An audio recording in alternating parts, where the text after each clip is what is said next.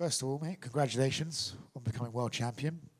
I would imagine your mind is probably racing all over the place at the moment, right? Because it's meant to be potentially the best night of your career, and yet now you're walking around limping, and we're not sure how that's going to be. So, what exactly are you thinking, and the emotions are right now? Yeah, you're right. It is all over the place at the moment, and it hasn't really sunk in. But you know, the team is happy.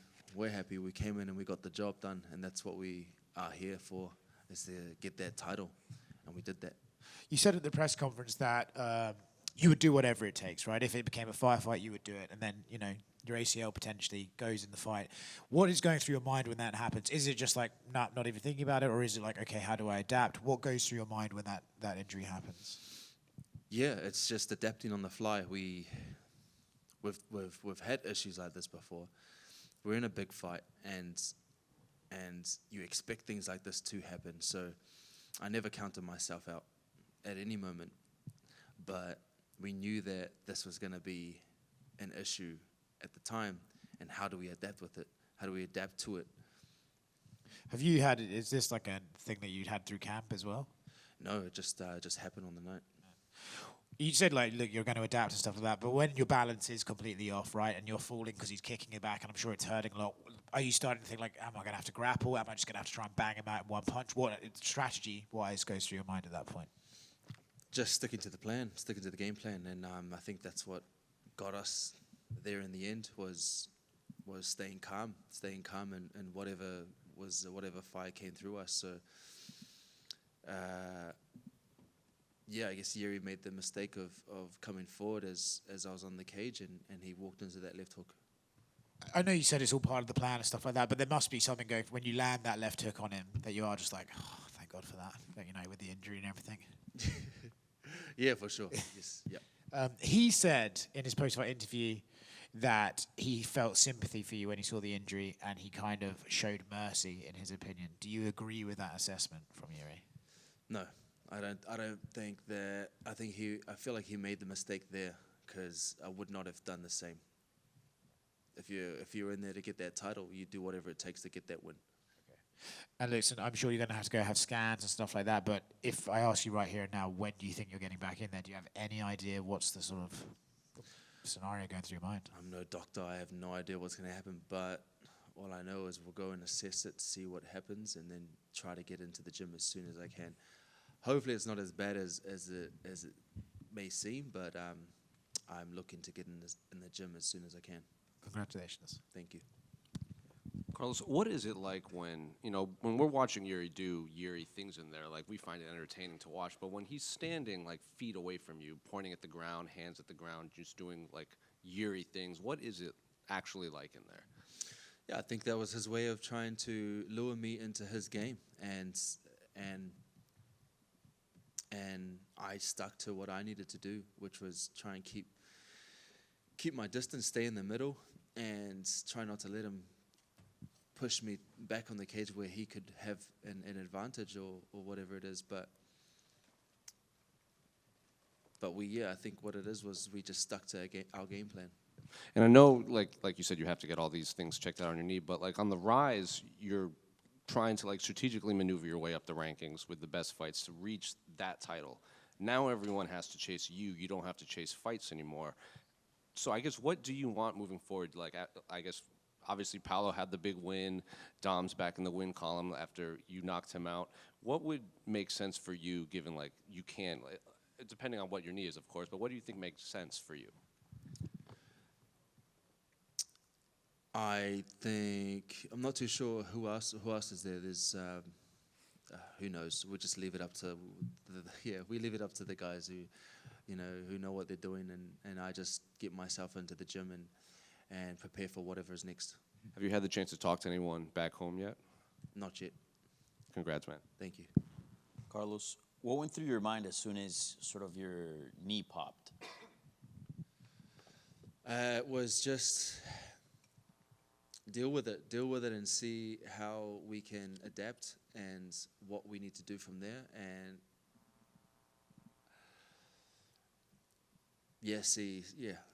I knew that I never counted myself out of the fight, and knew that all I needed was was my hands to land. Did you feel like, and I don't know if you can think sort of that clearly in that moment, obviously you're fighting, but did you feel like, I can't go to the scorecards, like I have to get a finish fairly soon because of, being in one leg? Yeah, I mean, like as soon as the leg went out, we knew that we had to try and figure something else out on the fly. And yeah, I think it was just more about pushing forward and this is the fight game, and these sorts of things happen, and I've already dealt with that. I've already said to myself that whatever happens in that cage, we have to keep going. We have to keep pushing through. We have to keep going until you get that belt, because nothing is going to stop me from getting it. And I heard him saying that throughout the week as well, and that's what sort of pushed me to do it too. And I know no one wants to get injured, obviously, but is part of you maybe a bit proud that you had to go through this much adversity and you didn't fold? I think many fighters in your position would probably, fold at the adversity and the circumstance. Yeah, I mean, like, it's just having to push through and understand what was at stake. This meant a lot for me, and getting this belt was bigger than me, and just I think having that mentality helped me push through, and nothing was ever going to stop me from getting that goal. Yeah. And it was an incredible finish, and you had mentioned to me on your fight week that you were hoping that to get a big win in order to lure back Poatan. Do you feel like you've done that? Who knows? Who knows? He might come back, but I think I just need to keep this belt and see if he comes back. It would be a big fight for sure. Thank you, and congrats. Thank you.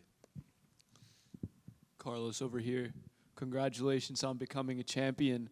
I know Robert Whittaker was joking that they have a group chat of the champions from Australia and New Zealand with him, Volk, and Izzy. Are you excited to be added to that group chat finally? Yeah, I'm excited. And what is it about City Kickboxing in Miami? Izzy and Volk became 2-time champs here. You overcame being on one leg and became champ. What is it about Miami?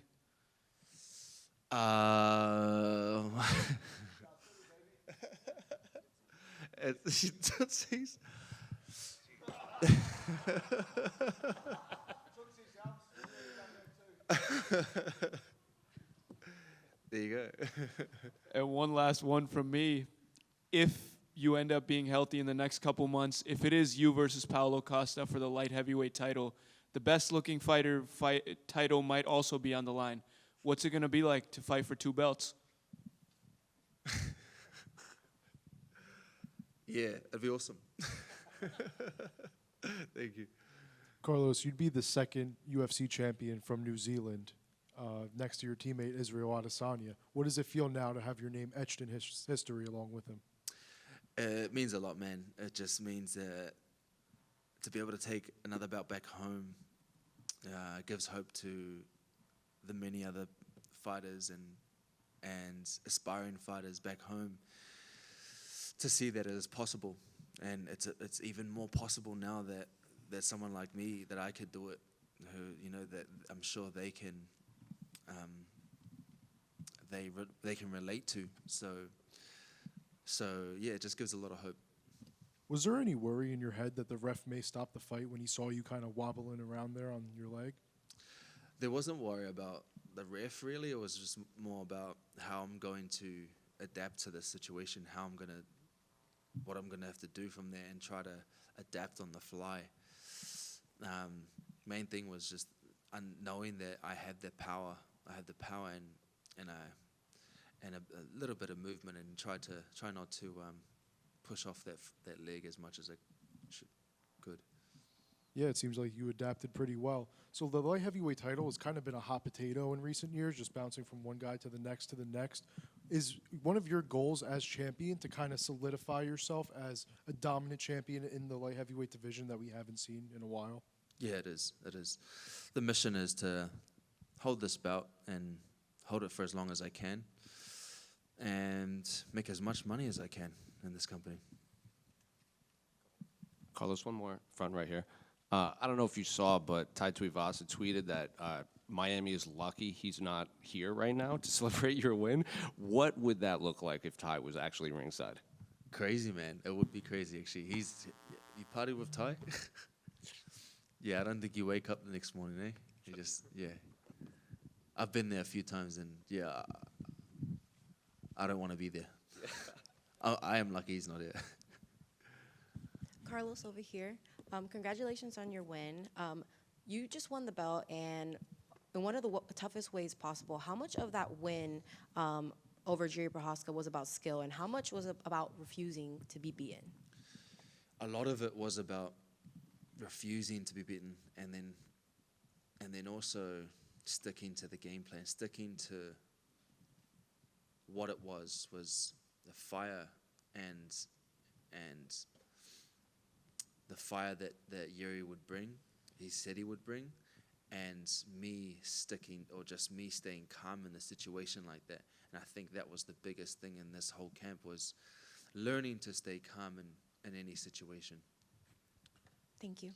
Thank you. Carlos, right here. Congratulations. I have to ask you about an interaction that happened backstage this week. Josh Hokit came up to you in character, messing around. What was your reaction? What were your thoughts on that? Yeah, I mean, like it's funny. It's funny. He's a character, and he's like, it showed that he's also a good fighter. So like I enjoyed watching his fight in the back. But yeah, I think it's maybe could be something that the UFC needs. Do you think that's maybe the best heavyweight fight of all time? That's kind of what they're talking about. I know you said you watched some of it. A lot of people also say Mark Hunt's in that conversation with his Bigfoot fight. So any thoughts there? It was a good fight. Well, we're watching it, and just he would just push forward, and he had a good game plan going forward too. So I think he was playing possum at some point, and I think that was part of his strategy too. So yeah, he's got the character, and he can fight. My last question about Josh is coming in at 233. A lot of people on X and social media were saying when he went up to you, you made him look like a middleweight. So you think maybe he's in the wrong weight class? I'll beat his ass. Any more guys? Do you have any plans to celebrate? Yeah, go back to the house and just take those two crazy boys over there, that the young fellas are. 11. That's where it's at. After parties at 11. Best of luck. Thank you. Luck. Thank you.